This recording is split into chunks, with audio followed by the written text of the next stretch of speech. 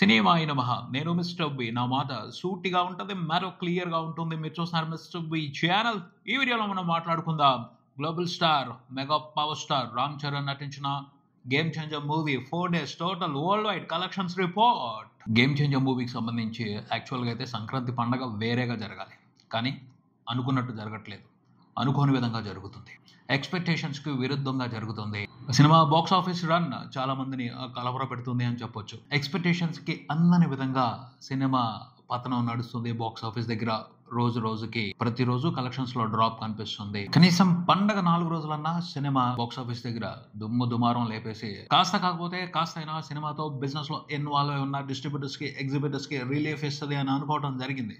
కానీ ఆ ఛాన్స్ తీసుకోవట్లేదు. ఒక 5 సంవత్సరాల క్రితం చూసుకుంటే వినయ విధేయ రామ ఆ సినిమా కూడా దారుణమైన నెగిటివిటీ వచ్చింది. గగ్గోలు పెట్టారు. ఇదేం సినిమా, ఇదేం కంటెంట్, కోపంతో అసహనంతో ఊగిపోయారు. అంత నెగిటివిటీని కూడా తట్టుకుని పండగ 4 రోజుల పాటు దంచి వదిలిపెట్టింది వినయ విధేయ రామ థియేటర్స్ లో. పండగ అడ్వాంటేజ్ ని పవర్ఫుల్ గా ఉపయోగించుకుంది. నెగిటివిటీతో గాయపడింది, దారుణంగా గాయపడింది.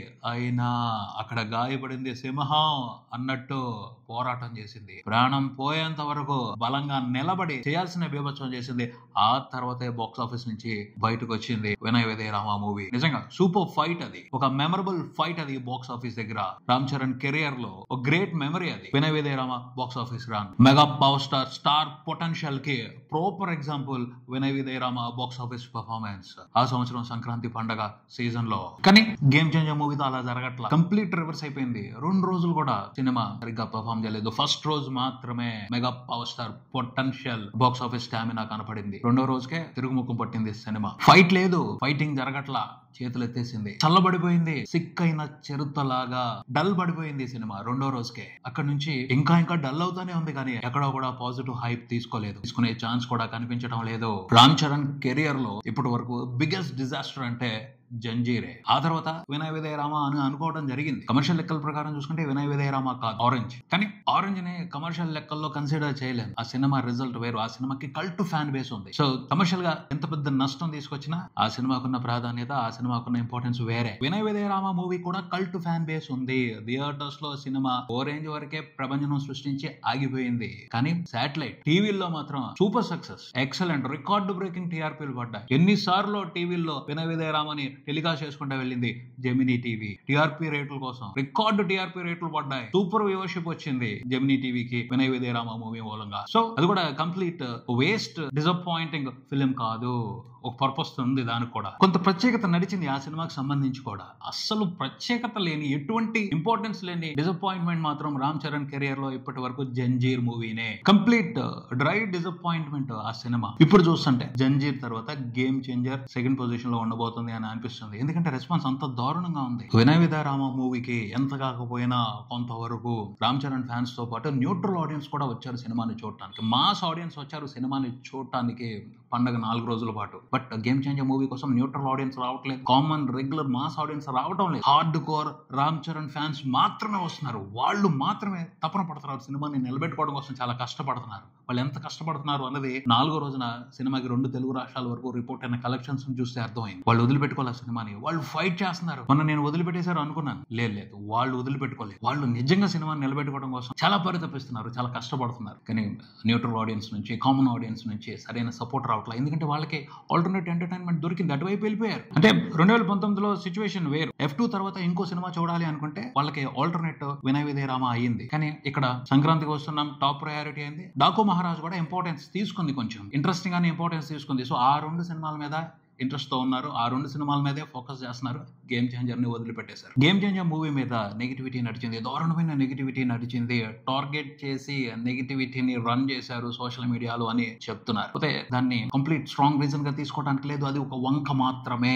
అసలైన ప్రాబ్లం ఏమిటి అంటే సినిమాలో కంటెంట్ కరెక్ట్ గా లేదు, సరిగ్గా లేదు. కొంచెం కాకపోతే కొంచెమైనా కంటెంట్ నుంచి సపోర్ట్ వచ్చి ఉన్నట్టయితే వంకాయలో నెగిటివిటీ తొక్కి నార తీసేవాడు రామ్ చరణ్. సినిమాలో ఉన్న కంటెంట్ కు సంబంధించి ఏ విధమైన అటెన్షన్ తీసుకోలేదు. లేదు, ఏ విధమైన ఆసక్తి కనబరచలేదు ఆడియన్స్. కొంచెం అటెన్షన్ తీసుకుని కొంచెం ఆసక్తి కనబరిస్తే తర్వాత వేరే రకంగా ఉండేది సీన్, వేరే లెవెల్ కి ఈజీగా లాక్కెళ్ళిపోయే పని సినిమాని బాక్స్ ఆఫీస్ దగ్గర. అలా జరగలేదు. కంప్లీట్ అన్ఇంట్రెస్టెడ్ ఉన్నారు, పట్టించుకోవడం మానేశారు, వేరే ఆల్టర్నేట్ వైపు వెళ్ళిపోయారు. ఆచార్య మూవీకి ఏదైతే జరిగిందో, ఎలాగైతే జరిగిందో గేమ్ చేంజర్ మూవీ కూడా అలాగే జరుగుతుంది. నెంబర్స్ కొంచెం ఎక్కువ ఉండొచ్చు గేమ్ చేంజర్ మూవీకి, కానీ ఆచార్యకి ఎలా అయితే జరిగిందో బాక్స్ ఆఫీస్ దగ్గర ఈ సినిమా కూడా అలాగే జరుగుతుంది. కారణం ఏమిటి అని పెద్దగా ఆలోచించాల్సిన అవసరం లేదు. యాంటీ ఫ్యాన్స్ ని, ఈ సినిమా గురించి నెగిటివ్ గా ప్రచారం చేసే వాళ్ళని అసలు పట్టించుకోవాల్సిన అవసరం ఏ లేదు. వాళ్ళు ఏది దొరక ఒక వంక అవుతున్నారు అంతే. వాళ్ళు చేయగలిగేది కొంచెం మాత్రమే ప్రభావం చూపించగలరు. అసలైన ప్రాబ్లం కంటెంట్ కరెక్ట్ గా లేదు, ఇంట్రెస్టింగ్ గా లేదు, ఓన్ చేసుకునే పరిస్థితి లేదు. ఆచార్యలో కూడా ఇదే పరిస్థితి. ఆచార్య మీద కొంచెం బెటర్ గా ఉంది ఈ సినిమాలో కంటెంట్, కానీ ఆ కంటెంట్ ని ఓన్ చేసుకుని, రిసీవ్ చేసుకుని, ఎంజాయ్ చేసే పరిస్థితుల్లో అయితే ఆడియన్స్ లేదు. అసలు ఈ సినిమా ఎందుకు చేశాడు రామ్ చరణ్, ఇలాంటి క్వశ్చన్స్ కూడా వేయడం కరెక్ట్ కాదు. రామ్ చరణ్ మాత్రం గేమ్ చేంజర్ మూవీ ప్రాజెక్ట్ కి సంబంధించి చాలా నిజాయితీగా ఉన్నాడు. అది తన చాయిస్, శంకర్ సార్తో ఒక సినిమా చేయాలి అని. రామ్ చరణ్ అయితే ఎటువంటి పొరపాటు లేదు, ఎటువంటి తప్పు లేదు. శంకర్ సార్ కరెక్ట్ గా లేరు, ఆయన ఫామ్ లో లేరు, అది ప్రాబ్లం. ఏం చేయలేము. కొన్ని చాయిస్లు, కొన్ని డిసిషన్స్ కొన్ని సందర్భాల్లో తీసుకోవాల్సి వస్తుంది. రామ్ చరణ్ కూడా తీసుకున్నారు. ఆయన కెరియర్ లో అయితే ఈ సినిమా ఒక ప్రత్యేకమైన సినిమాగానే మిగిలిపోద్ది. ఆయన తీసుకున్న డెసిషన్ అది. బట్ రిజల్ట్ అని మనం ఎక్స్పెక్ట్ చేయలేం. అన్నిసార్లు రిజల్ట్స్ ఫేవర్ గా రావాలని ఏమీ లేదు. చాలా పెద్ద లెజెండ్స్ కూడా భారీ డిజాస్టర్లు చూసిన చరిత్ర ఉంది సినిమా ఇండస్ట్రీలో. సో అన్ని అనుకూలంగా ఉండవు, అన్ని అనుకున్నట్టు ప్రతిసారి జరగవు. ఆ మాత్రానికే అంత అయిపోయినట్టు కాదు. ఇది చిన్న మజిలీ మాత్రమే. రామ్ చరణ్ ప్రయాణం కొనసాగుద్ది. గేమ్ చేంజర్ అనేది ఒక పాఠం.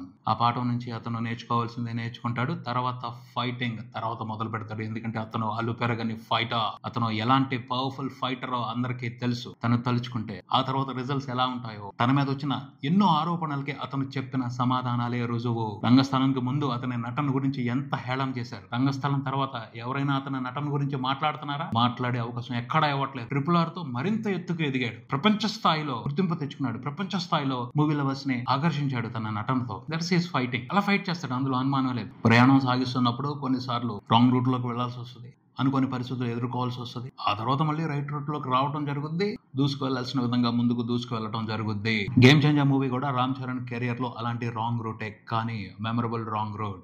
ఎస్, ఒక ప్రత్యేకమైన గుర్తింపు ఉన్న రాంగ్ రూట్. అందుకనే ఈ సినిమాలో యాక్ట్ చేయడానికి సంబంధించి తను రిగ్రెట్ ఫీల్ అవటం లేదు, గర్వంగానే ఫీల్ అవుతున్నాను అని థ్యాంక్స్ లెటర్ బయటకు వదిలేరు ఫ్యాన్స్ కోసం, సినిమాను ఆదరించిన వాళ్ళ కోసం అంటూ. వినయ విజయ రామ మూవీ కోసం ఇలా రెస్పాండ్ అవ్వలేదు. తప్పు జరిగింది, మన్నించండి అని లెటర్ వదిలేరు. బట్ గేమ్ చేంజర్ గురించి అలా వదలలేదు. ఎందుకంటే శంకర్ సార్ మీద రామ్ చరణ్ కున్న రెస్పెక్ట్, తన చాయిస్ అది. తను శంకర్ సార్ తో ఒక సినిమా చేయాలి అనుకున్నారు. అది ఎప్పటికీ ప్రత్యేకంగానే ఉంటుంది. ఆ ఉద్దేశంతోనే గేమ్ చేంజర్ మూవీకి సంబంధించి పాజిటివ్ గా రామ్ చరణ్ లెటర్ బయటకు వదిలేరు అని చెప్పొచ్చు. సినిమాకి కలెక్షన్స్ మాత్రం ఏమాత్రం ఇంట్రెస్టింగ్ గా లేవు. వీకెండ్ లోనే అర్థమైపోయింది సినిమా మీద తెలుగు ఆడియన్స్ ఆసక్తితో లేరు అని. ఎందుకంటే రెండో రోజే భారీగా కలెక్షన్స్ డ్రాప్ అయ్యాయి, మూడో రోజున అంతకంటే డ్రాప్ అయ్యాయి, నాలుగో రోజున దానికంటే కూడా డ్రాప్ అయ్యాయి. అసలు సండే రోజున సినిమాకి కలెక్షన్స్ డ్రాప్ అవడం దగ్గరే అర్థమైపోయింది interesting box office run game changer మూవీకి ఉండదు అని. ఫస్ట్ రోజున నియర్లీ 40 కోట్ల షేర్ చూసింది గేమ్ చేంజర్ మూవీ 2 తెలుగు రాష్ట్రాల వరకు. రెండో రోజున చూసుకుంటే ఆ నెంబర్ 10 కోట్ల కిందకు పడిపోయింది. మూడో రోజున చూసుకుంటే 4 కోట్లకు వచ్చేసింది. నాలుగో రోజున చూసుకుంటే 3 కోట్లకు వచ్చింది. 3 కోట్ల దగ్గర ఆగింది అంటే ఓకే, పర్వాలేదు, కొంతవరకు రామ్ చరణ్ ఫ్యాన్స్ సినిమాని సపోర్ట్ చేస్తున్నారు, నిలబెట్టుకోవడం కోసం తపన పడుతున్నారు అని అర్థమైంది. లేకపోతే ఇంకా భారీగా పతనం అవ్వాలి. అవలా 3 కోట్ల దగ్గర ఆగింది అంటే ఓ 3 రోజుల పాటు పర్వాలేదనిపించే కలెక్షన్స్, పర్వాలేదనిపించే షేర్లు సినిమాకి వస్తాయని అర్థం చేసుకోవాలి. నైజాంలో అయితే 4వ రోజున 1 కోటి కూడా షేర్ పడలేదు. డాకు మహారాజ్, సంక్రాంతికి వస్తున్న సినిమాల మీద క్రేజ్ పెరిగిపోయింది. ఆటోమేటిక్గానే క్రేజ్ తగ్గింది సినిమా మీద. పోటీలో ఉన్నప్పుడు ఇలాంటి ప్రభావాలు ఉంటాయి. చూసుకుంటే సినిమా 4 రోజుల్లో 2 తెలుగు రాష్ట్రాల వరకు టోటల్ గా రిపోర్ట్ చేసిన షేర్ అరౌండ్ 55 కోట్లు ఉంది. వరల్డ్ వైడ్ సినిమా టోటల్ గా రిపోర్ట్ చేసిన షేర్ 80 కోట్లు ఉంది. హిందీలో కూడా 4 రోజుల కలెక్షన్స్ డ్రాప్ అయ్యాయి. 3 రోజుల పాటు పర్వాలేదనిపించే పర్ఫార్మెన్స్ హిందీ బాక్స్ ఆఫీస్ దగ్గర కొనసాగించిన గేమ్ చేంజర్ మూవీ 4 రోజున మాత్రం డ్రాప్ అయింది. దానికి సంబంధించి ఫీల్ అవ్వాల్సిన అవసరం లేదు. ఎందుకంటే కంటెంట్ లో దమ్ము లేదు. కంటెంట్ లో దమ్ము ఉంటే చాలా చేసేవాడు, ఎంతో చేసి చూపించేవాడు రామ్ చరణ్. కాకపోతే ఒకటి మాత్రం అర్థమవుతుంది, హిందీ బెల్ట్ లో మంచి రికగ్నైజేషన్ వచ్చింది రామ్ చరణ్ కి.